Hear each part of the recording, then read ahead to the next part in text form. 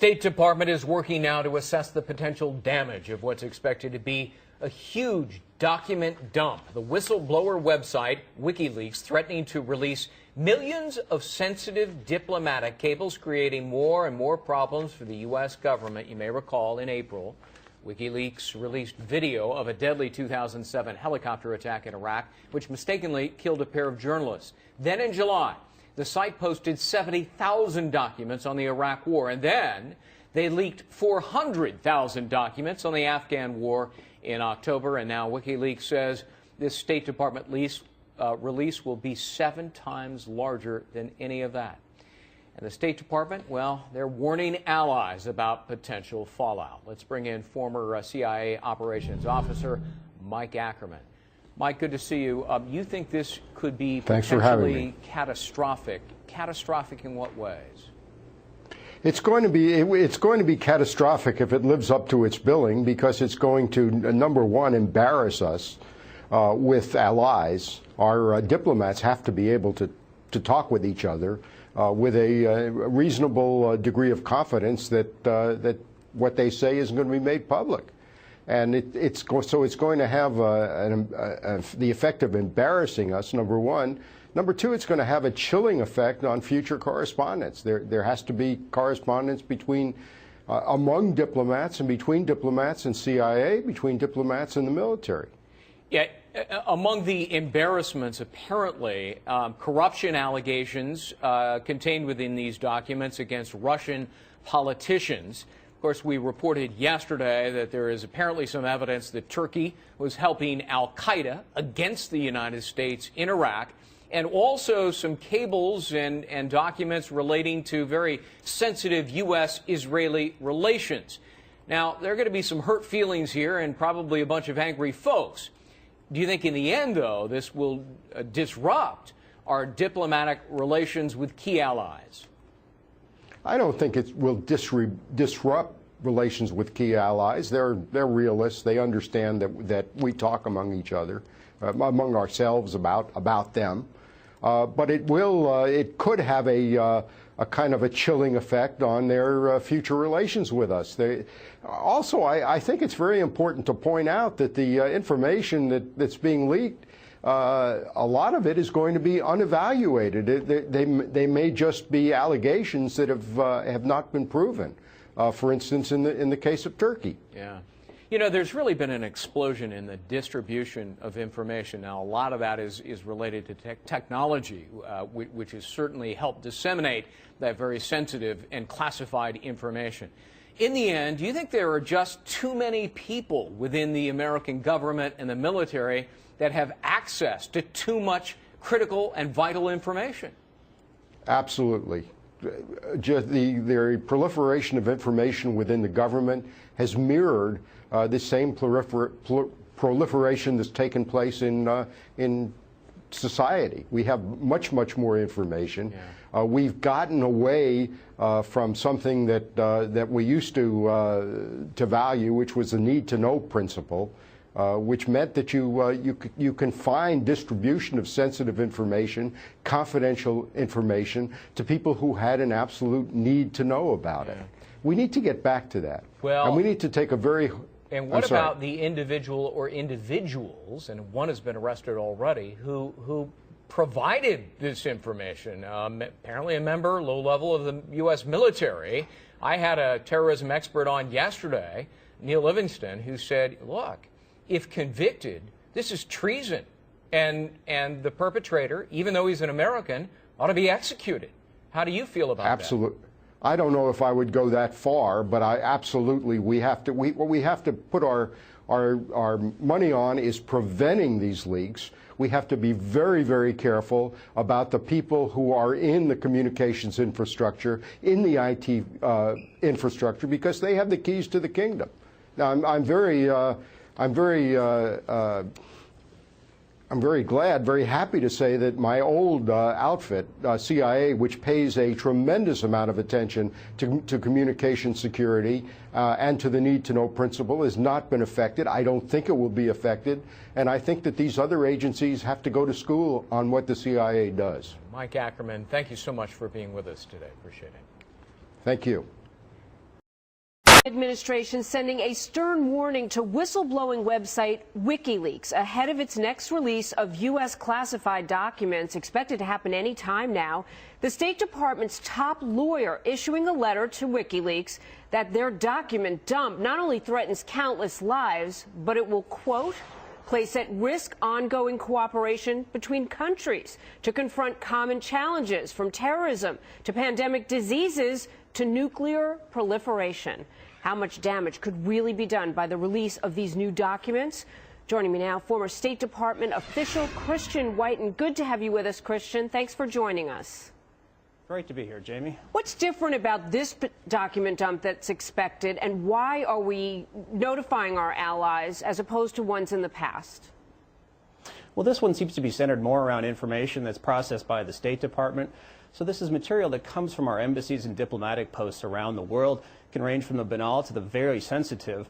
And it's a big deal because our posts are there to talk to foreign governments, but also to collect information so we can make better foreign policy. So you talk to government officials, business people, academics, journalists, etc. And all of those people are going to be a lot less willing to cooperate with us if they think that their candid thoughts and their confidential assessments are going to be posted on the internet, as it now appears they're going to be. How many countries do you think could be affected or included? It's unclear. We've been talking to a number of allies and also adversaries. We were talking to the Brits, apparently gave them a brief, a number of other NATO allies, but also to the Chinese as well. We have embassies in virtually every country in the world, with some exceptions, but there were, potentially hundreds of countries, really. The reports this morning are that Julian Assange has spoken to a group of journalists and said that these documents and the release of them could affect countries all over the world. Can he be stopped? Because the administration's position is no negotiation. Right, he certainly could be stopped. The administration, I believe, has been fairly weak to date. You have actually seen a little more action as a result of this disclosure than the previous two. The State Department sent an angry letter to his lawyer. But really, if you or I stole one piece of classified information from the U.S. government and gave it to one foreign adversary with the intent of undermining America, we could be charged with espionage. And yet this is a man and an organization that's done this with thousands of documents and given them to every one of our adversaries. He could be charged with espionage. He could be designated as an enemy combatant, because I don't believe he's a journalist or a whistleblower. He's engaging in political warfare against the U.S., but we haven't even taken any of those steps, unfortunately. Why not? Well, I think the Obama administration, once again, it's a question of whether the president's model for his presidency is a litigator-in-chief or commander-in-chief. I think a commander-in-chief would have acted more decisively to defend our ability to make foreign policy and national security policy. But, there seems to be an interagency discussion. You have the Justice Department, you have the State Department, you have the Pentagon, but no action has come out of it. So again, I think it goes back to President Obama is more of a litigator-in-chief. Some of the information could be redacted, some of it could be protected, some of the people mentioned, but Julian Assange hasn't been willing to do any of that. Yet, as you say, there has been no action taken. Did the State Department make the right move when it sent a letter to his lawyer? Could they have done more? The U.S. government certainly could have done more. Perhaps, the State Department is just one of several agencies. It's the Justice Department that would have to file an espionage charge against Mr. Assange, which even if he's not in the U.S., we ought to do, because that would impair his ability to move funds around, to do things like get leases and travel. But that doesn't seem to be happening. So I'd say a letter is the absolute minimum. It's good the State Department is condemning him, saying what he's doing is illegal, but I think we could be going much, much further. We could also order parts of the U.S. government to assault this organization electronically. We have a new U.S. Cyber Command. Why not use it? And if this is not an example of what they should be capable of doing, the question is, are they capable? You were a State Department official. You've been in situations perhaps not identical but equally sensitive. Why don't we have the capability to wipe out this website or at least block this material from being put online? We almost certainly do have that capability, both from the short term to just deny the ability to access a website. But, comprehensive information warfare, if you will, could go far beyond that. We want to go after the finances of this man and this organization, find out which board members are linked to this organization, who its vendors are, which telecommunications companies, both web hosting companies and telecom companies, are hosting this, and they could be gone after. Also, he hangs out in places like Belgium and Iceland, both NATO allies that we defend. Alliances have to be two-way streets, and so if we take decisive action, or at least ask for it, then our allies ought to be obliged to respond, and if not turn over Mr. Assange, at least to prevent him from inflicting further damage on our alliance. So the heightened concern today is legitimate? I think very much so. So much of what we do in the world is dependent on information, whether it's finding high-level intelligence assets that can provide us with information on, say, the Iranian nuclear program, to just everyday folks who our political officers abroad might talk to, an academic, a journalist. All of that's put at risk. This really strikes directly at our ability to defend the United States and to have an effective foreign policy. Christian Whiten, former State Department official, on a day where very sensitive information could be released at any time. Thank you so much. Thanks, Jane. We're good to be here. Eric? This is a Fox News alert just hours ahead of the release of hundreds of thousands of classified State Department documents by WikiLeaks.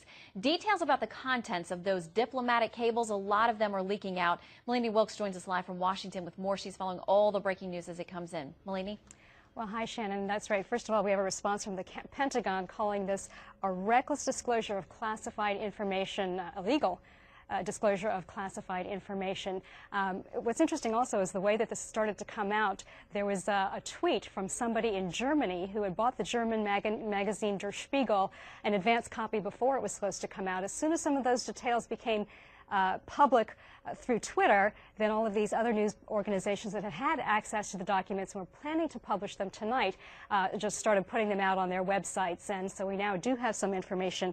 I'm going to go through the British Guardian newspaper. One of their, they say some of the two most interesting revelations, that Arab leaders are privately urging an airstrike on Iran, and that U.S. officials have been instructed to spy on the UN leadership.